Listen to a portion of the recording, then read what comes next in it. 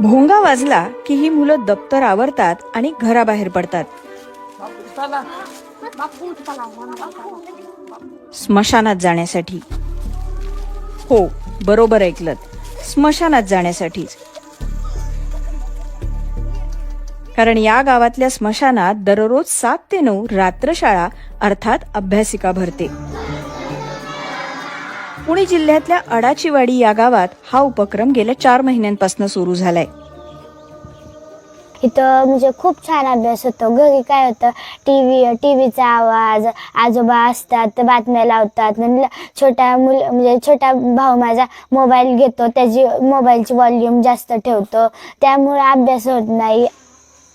इथं खूप शांतता असते आणि भीती सुद्धा वाटत नाही. पहिले 1 तास सर आमचे ग्रामर शिकवतात इंग्लिशचं, आणि त्याच्यानंतर मग अर्धा तास वगैरे आपला पाठांतर वगैरे, आणि त्याच्यानंतर अर्धा तास बारकी मुलं येतात त्यांना सर फळ्यावरती शिकवतात ड्रॉइंग वगैरे काढायला, आणि आम्ही आमचा अभ्यास करतो पाठांतर वगैरे. आता आम्ही आमच्या कुठे बाहेर गावी गेलो तर आम्ही म्हणलं आम्ही स्मशानभूमीत अभ्यास करतो, त्यांना पण असं आश्चर्य वाटतं की तुम्ही स्मशानभूमीत अभ्यासाला जातो. ही अभ्यासिका सुरू व्हायला कारणीभूत ठरला तो गावाचा विकास. सुरुवातीला ग्रुप ग्रामपंचायत असणाऱ्या या गावात सुविधांसाठी निधी मिळवणं अवघड जायचं. पण 8 वर्षांपूर्वी गावाची स्वतंत्र ग्रामपंचायत झाली आणि पाठोपाठ विकास कामंही. विकासासोबत भविष्याचाही विचार झाला. मुलांमध्ये वैज्ञानिक दृष्टिकोन रुजावा या दृष्टीने गावाने निर्णय घेतला. स्मशानभूमीत शांतता असते ना, मग त्या शांत ठिकाणी मुलांना घेऊन तिथं त्यांचा अभ्यास घ्यायचा आणि त्यांचं मन परिवर्तन करणं, भीती घालवणं. मग तो आता निर्णय घेतला ना आम्ही. आता म्हणजे पहिल्यांदा पालक आपापली मुलं घेऊन गेली ना, की बाबा नको स्मशानभूमीत जायला, नाही का, काय असतं, भूत असतात, म्हणजे असं काही नसतं, म्हणजे माणूस मेलायला काही माघारी येत नाही, म्हणजे त्यांना वास्तवाची जाणीव झाल्यामुळं पोरं म्हणजे भीत नाहीत कसलीच.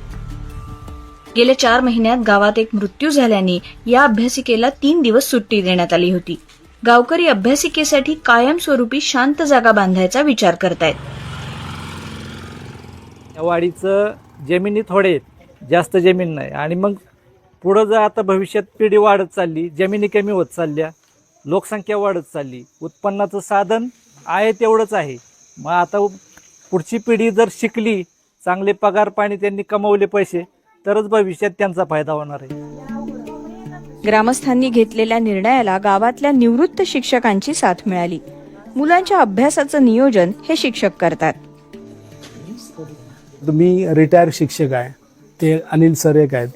आम्ही काय करतो, मुलांना त्यांना जे आलेले प्रॉब्लेम किंवा जे प्रश्न काय समजत नाही तर ते कुणाला विचारणार, तर तिथे आम्हाला विचारतात. त्यामुळे हे एक माध्यम झालं आहे की अभ्यासाचं आणि इथे शंका निरसन केल्या जायचं हे एक माध्यम झालंय. मोबाईल आणि टीव्ही पासून मुलं दूर राहत असल्याने पालकही खुश आहेत. ते चांगलं होत असेल तर काय तिथं शंकराचंच हे असतं. आपल्या मनात काय भीती हेच करायचं नाही. आपण जर भीती म्हणलो तर पोरं भीतील ना, मग आम्ही नाही आता पोरांना बंधनच करत नाही, जावा, काय वाटत पण नाही असं. आणि अभ्यास जास्त होते पहिल्यापेक्षा. पहिलं टीव्ही चालू असायचा, त्या टीव्हीत पाहिजे मुलं, त्याच्यामुळे अभ्यास त्याच्या आवाजाने ह्याने होत नव्हता अभ्यास. पण आणि आता मोबाईल वगैरे पण कमी झाला. स्मशानाबाबतच्या अंधश्रद्धा दूर व्हाव्या म्हणून अंधश्रद्धा निर्मूलन समितीचे संस्थापक डॉक्टर नरेंद्र दाभोलकरांनी सहली आयोजित केल्या होत्या.